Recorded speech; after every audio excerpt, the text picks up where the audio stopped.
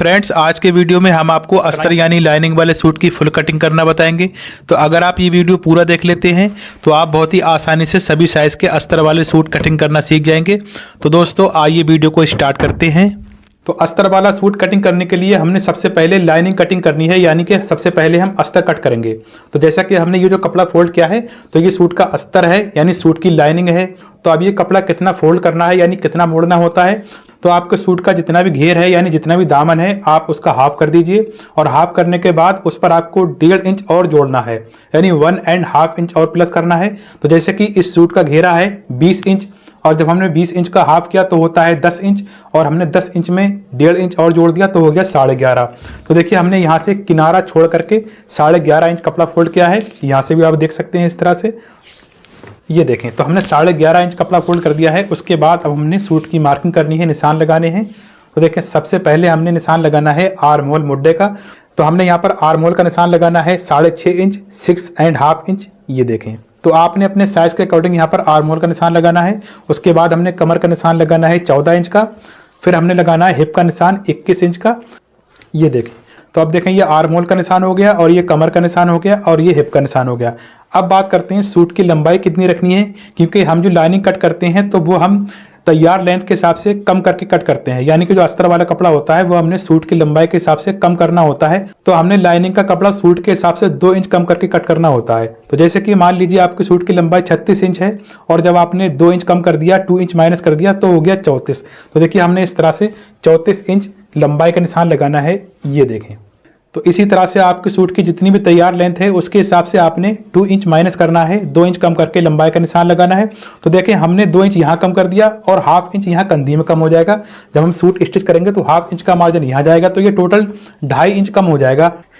तो ये तैयार लेंथ का मार्क हो गया। उसके बाद हमने 1 इंच और बढ़ाकर रखना है जो हम फोल्ड करते हैं, ठीक है। उसके बाद हमने ये निशान सीधे कर लेने हैं।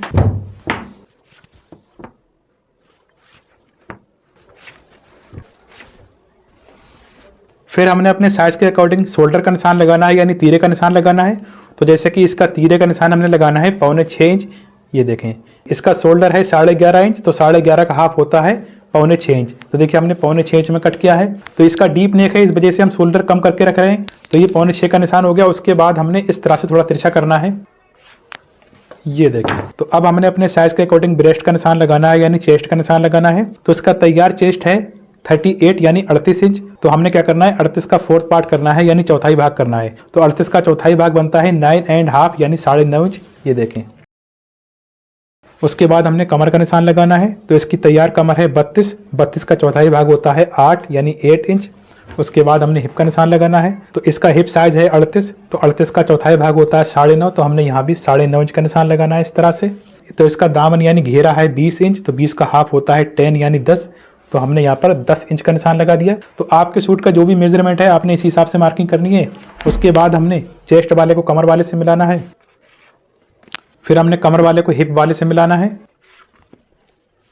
फिर हमने हिप को घेर से मिलाना है इस तरह से, ये देखें। फिर हमने आर्म होल का राउंड शेप बनाना है, और यहाँ से हमने कट कर देना है। तो दोस्तों ये फ्रंट साइड है, यानी सामना है। इस तरह से कट करने के बाद अब हमने यहाँ से कितना बढ़ाकर कट करना है वो भी समझ लीजिए। तो यहाँ से आप 1.5 या 2 इंच बढ़ाकर रख सकते हैं इस तरह से। यहाँ भी आप 1.5 या 2 इंच बढ़ाकर रख सकते हैं। उसके बाद यहाँ से आपने 1.5 या 1.25 इंच बढ़ाकर रखना है। तो मैं यहाँ पर 1.5 रख रहा हूँ बढ़ाकर।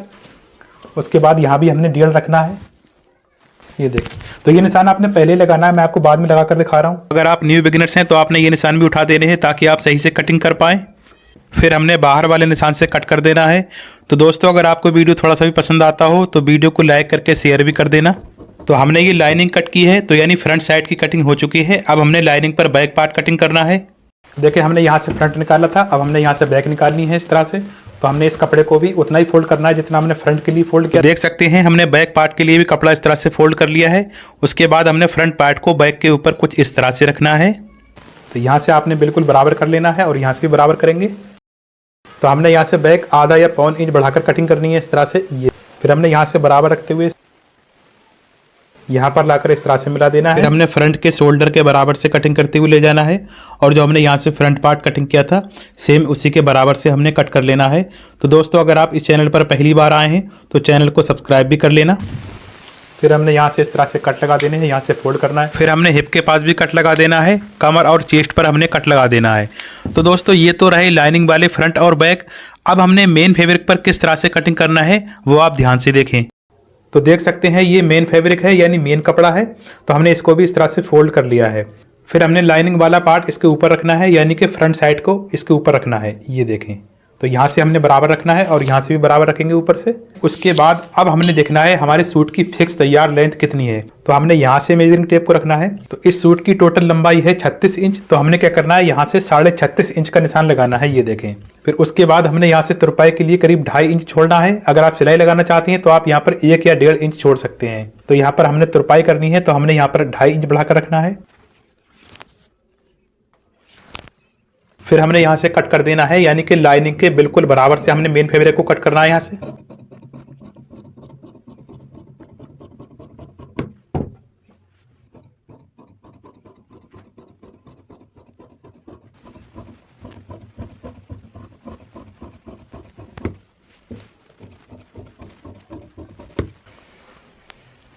फिर हमने यहाँ से कट लगाना है इस तरह से, यहाँ से हम फोल्ड करेंगे। उसके बाद हमने यहाँ भी कट लगा देना है। तो इसका फ्रंट पार्ट कंप्लीट हो चुका है। अब हमने बैक पार्ट कटिंग करना है। तो बैक पार्ट कटिंग करने के लिए भी हमने मेन फैब्रिक को इस तरह से फोल्ड कर लिया है। तो ये रहा लाइनिंग वाला बैक पार्ट, तो हमने इस तरह से रखना है। फिर हमने मेजरिंग टेप को यहाँ बराबर से रखना है और हमने ये देखना है सूट की तैयार लेंथ कितनी है। तो जैसे कि सूट की लंबाई है 36 इंच, तो हमने क्या करना है, यहाँ पर 36.5 इंच का निशान लगाना है। उसके बाद हमने 2.5 इंच तुरपाई के लिए छोड़ना है। ये देखें। फिर हमने इन निशान को सीधा कर लेना है। तो देखिए, आप चाहें तो पहले यहाँ से भी कट कर सकते हैं इस तरह से, आप चाहें तो पहले ऊपर से भी कट करके ला सकते हैं। फिर हमने यहाँ से कट करना है इस तरह से।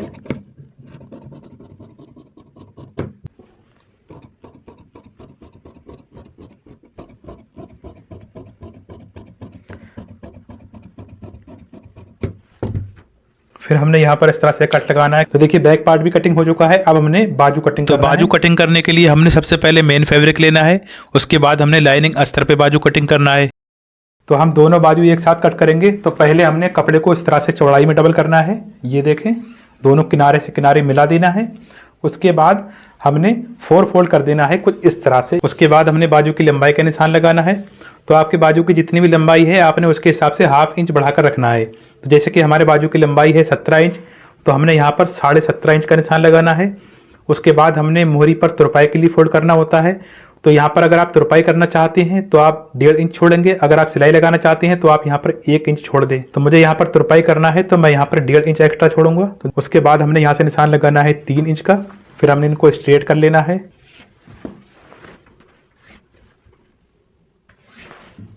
फिर हमने यहाँ पर अपने साइज के अकॉर्डिंग मोहरी का निशान लगाना है। तो जैसे कि मान लीजिए आपकी 10 इंच मोहरी है, तो 10 का हाफ हो गया 5 यानी 5 इंच।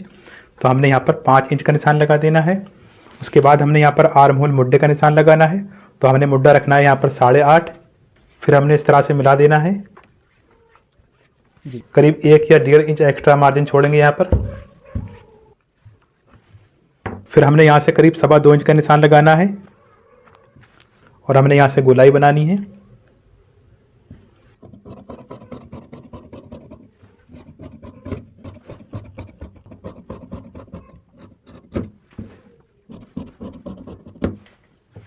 फिर हमने यहाँ से कट लगाना है।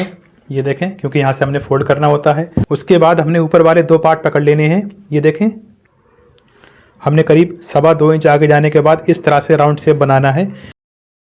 तो ये फ्रंट साइड है, क्योंकि फ्रंट साइड छोटा होता है और बैक पार्ट बड़ा होता है।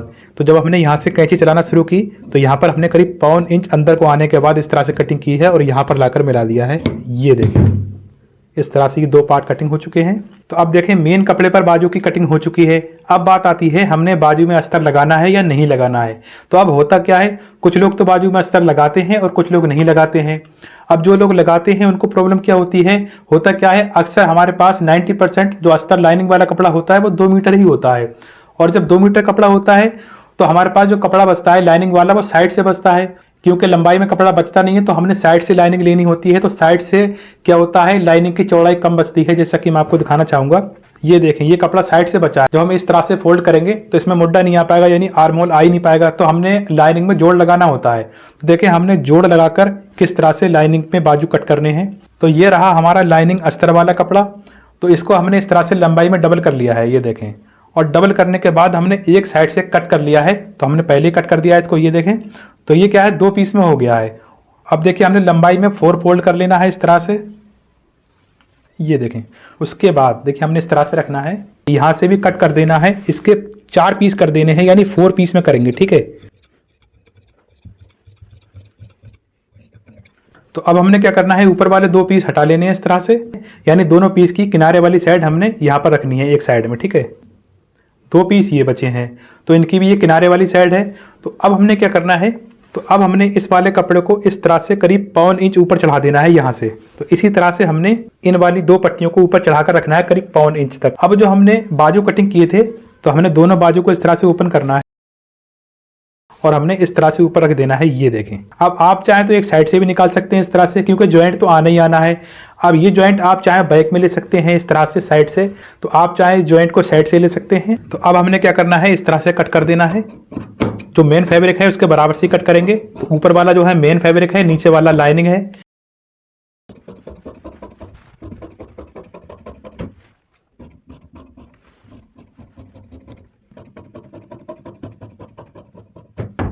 ये देखिए दोस्तों, ये मेन बाजू रहे और ये लाइनिंग वाले बाजू कट हो चुके हैं।